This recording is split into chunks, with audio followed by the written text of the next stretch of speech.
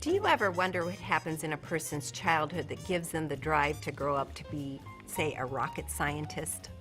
What factors set him or her up to take on the rigorous years of preparation required to be part of the team that sends humans into outer space?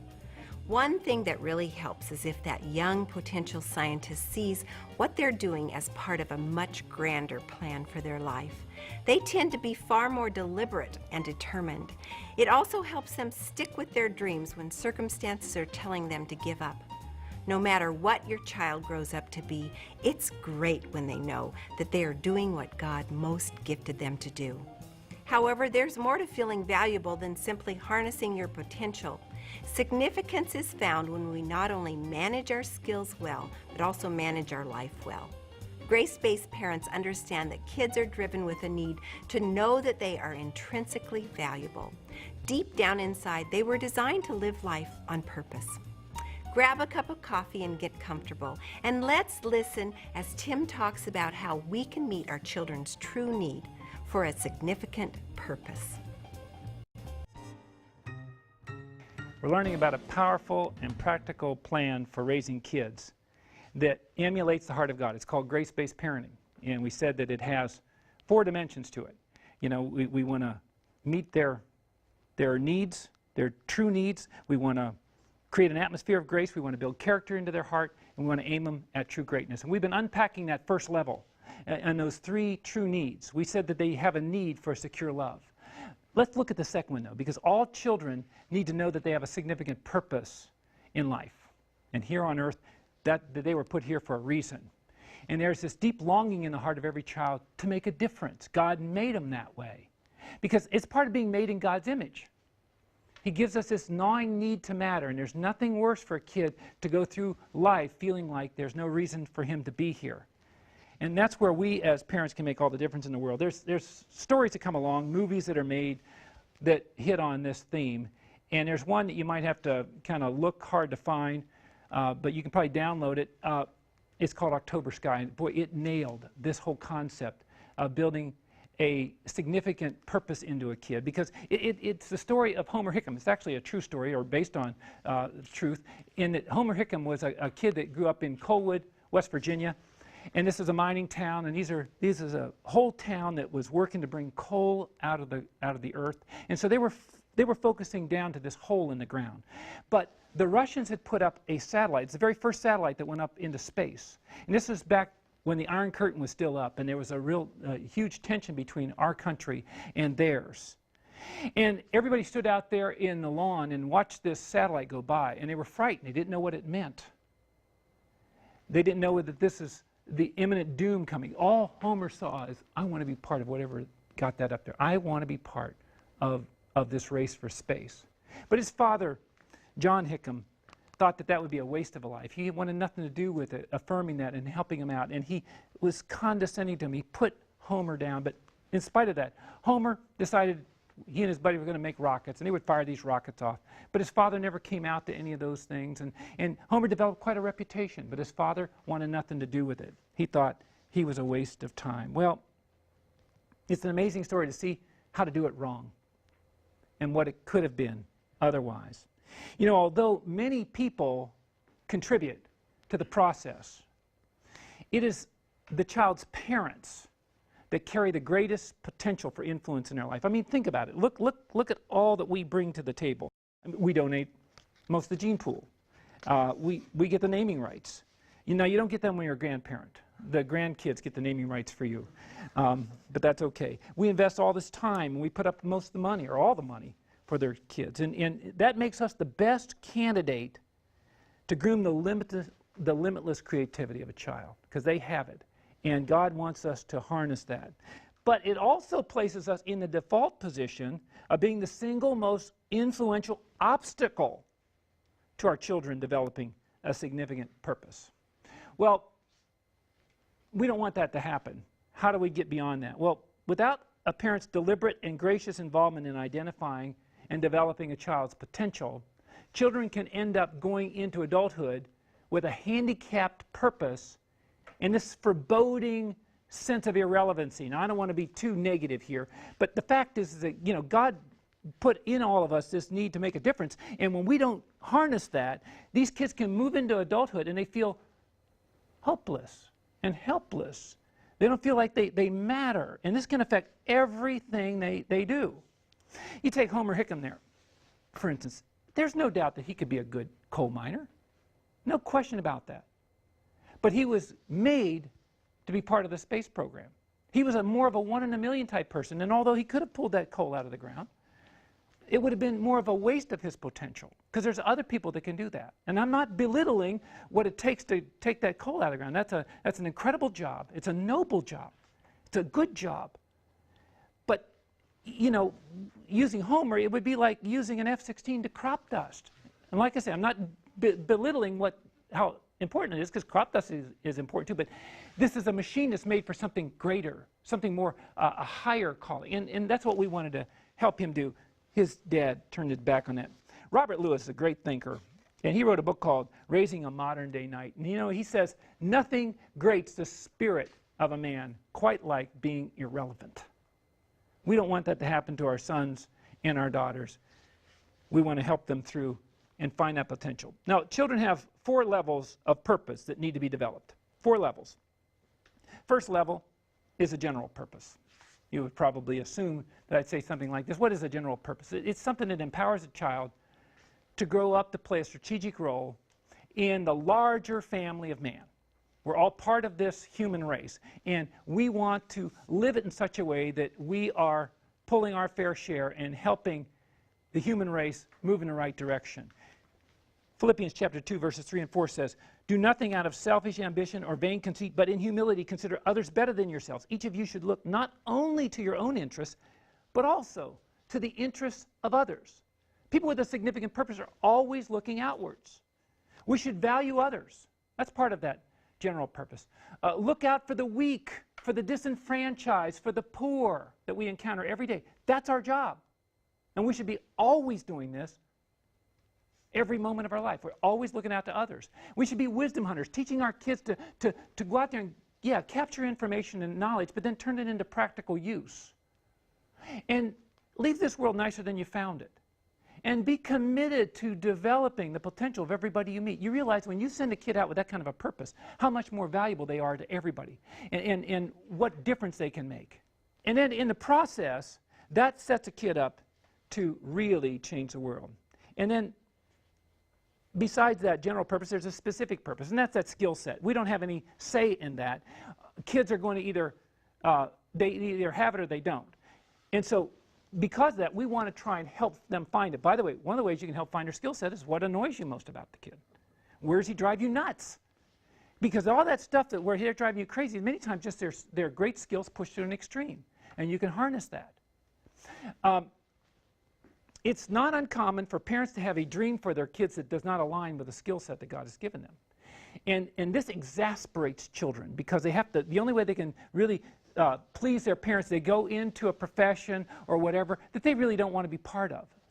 We don't have any say on what their skill set is. Our only say is how we can help our kids maximize that. And then there's a relational purpose.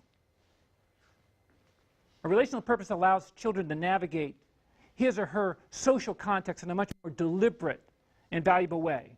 They need to know how to love people, how to be forthright, how to be transparent with close friends, how to confront and how to forgive. Those are all part of the skill set. And then obviously there's a spiritual purpose. They have one.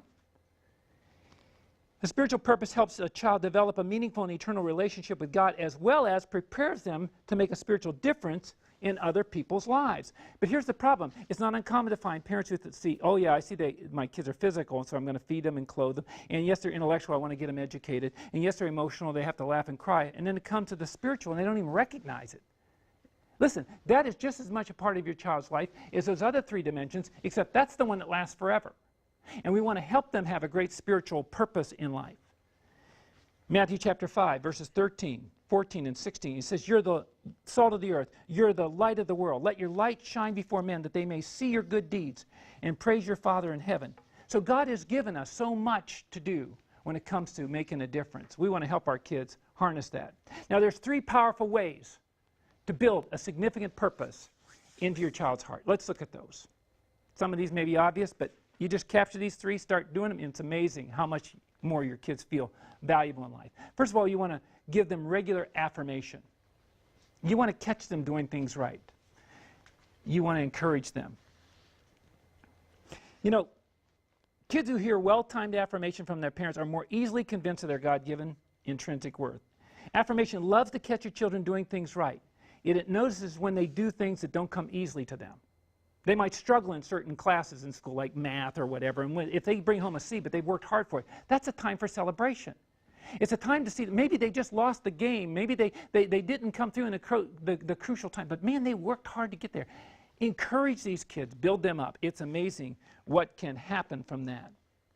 But at the same time, we must avoid the trap of handing out a lot of empty praise. It's real easy to do. In fact, there was this era of parenting where parents were taught, oh, everything your kid does, always say they're the best, a good job, wonderful, wonderful, wonderful. And so it didn't matter what they did. They slid down a slide. You're the greatest slider in the world. Even though Dad took them up there, threw them down, and Mom caught them. You're the greatest in the whole city. There's no slide, come on, it's gravity. That's all we're dealing with here is gravity. This kid has done nothing. You carried him up the ladder. You threw him down there. Any kid's going to go down there. It reminds me of kids firing arrows at random in the woods, and then parents going out with spray paint and drawing concentric circles around it. Oh, there's another bullseye. Oh, there's another one. You are good. Now, and the reason I say this is because, you see, empty praise does not work long term. Because the world that they're going into does not throw out empty praise. It measures them very strictly. And so we don't want to set them up for the fall. It's not necessary. There's plenty to praise them about. By the way, there's plenty to praise and affirm your kids even when they're driving you crazy and even when they might even be rebelling. There's still some stuff there that's going on that you can look for. And graceful eyes see it. And so we want to give them affirmation. I love the way David summed this up in Psalm 139, verse 14. He says, I'll give thanks to thee, for I am fearfully and wonderfully made. Wonderful are your works, and my soul knows it very well.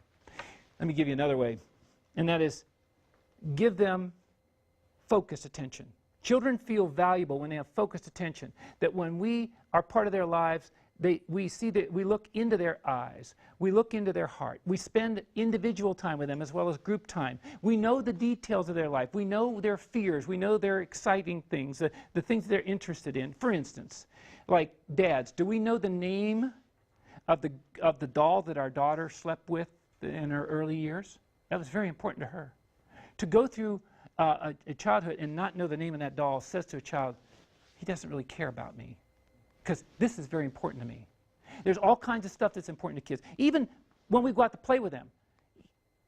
Playing and doing the things that they enjoy doing. That may not be fun for us. In fact, it might not even be comfortable for us. But it's important to them. And when they see moms and dads, grandmas and grandpas sacrificing like that, it changes everything. Because it's hard to build a significant purpose into people who feel like they're footnotes of our daily lives. Let's look at one more. Give them graceful admonition. See, everyone is born with a bent towards selfishness. The lure of sin loses a lot of its potency when a life of grace is attractively modeled for parents, by parents. When we are throwing it out there and they get to see what it looks like every day in our life, that lure of sin is tough. But they're going to fall into it. And then when our children fall short, discipline and consequences gracefully applied communicate the incredible worth that you place on them. See, when we correct our children, when we discipline them, we're saying to them, I love you too much to let you grow up to be a bad person. I love you too much to let you grow up and waste your life. We want to be part of helping correct them and direct them. I love it. The way it summarizes this in Hebrews chapter 12, verses 7, 9, and 11. It says, it is for discipline that you endure. God deals with you as with sons. For what son is there whom his father does not discipline? Furthermore, we had earthly fathers to discipline us, and we respected them. Shall we not much rather be subject to the Father of spirits and live? All discipline for the moment seems not to be joyful, but sorrowful. Yet to those who have been, and this is key, those who have been trained by it, afterwards it yields a peaceful fruit of righteousness. You say, I wish you'd have told me this earlier. my kids are already grown or they're late in their teenage. Listen, it is never, ever too late to build a significant purpose into your kids. Even John Hickam found that out. When his son went to St. Louis to represent his little rocket club there, he ended up, Homer Hickam won the first prize, National Science Contest. He had always admired Wernher von Braun, the rocket scientist, and he had pictures of him and some biographical stuff back home. And he didn't realize that when it was all over, that Wernher von Braun in the crowd had come up and shaken hands with him to congratulate him. And he didn't realize who it was until he was gone into the crowd and didn't get to talk with him. And so he came back to Colwood, and his dad sees him, and he just wanted to get one more dig into him. And so he says, you know, I hear I met your big hero. Here you met your big hero. Didn't even know it. Homer came back with this. He says, look, I know you and me don't exactly see eye to eye on certain things. I mean, we don't see eye to eye on just about anything. But, Daddy, I've come to believe that I've got it in me to be somebody in this world. And it's not because I'm so different from you either. It's because I'm the same. I can be just as hard-headed and just as tough. I only hope I can be as good of a man as you are. I mean, sure, Dr. von Braun is a great scientist, but he isn't my hero. All of our kids are looking to us, and we're the ones that are really the hero in their eyes. And that's where John Hickam was for his son. Let's not find that out when it's on the back side of this process. Let's assume it on the front side. We matter more to our kids than we realize. They were born with the need to make a difference, for good or for ill. We play the biggest role in determining what kind of difference they will ultimately make. Now listen, I know a lot of parents are convinced that their kids could care less about them. Maybe it's because we've squandered too many opportunities. And we had opportunities to show them that they matter to us. We've been too busy when they needed our attention. We've been too harsh when they've let us down. And we've been too skeptical when they let us peek into their dreams. And they long to have a significant purpose. And they long to know that their purpose matters to us.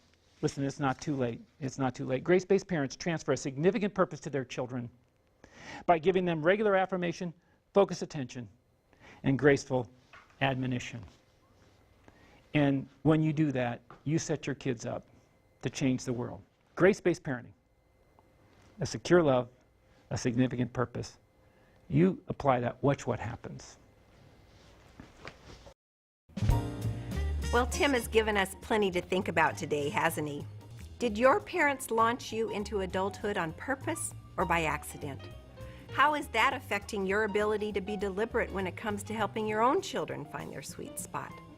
As you work through the discussion questions in your workbooks, you're going to start to see how the two are related. I think you'll also discover some specific ways to strengthen your capacity to raise kids who know that they're significant. And I hope that when you're done with your discussion, you leave with a new determination to raise kids who live life for something greater than what they can get out of it. They live their lives for what they can give back. Oh, and don't forget to make a commitment to turn this from a nice discussion to a reality this week in your child's life.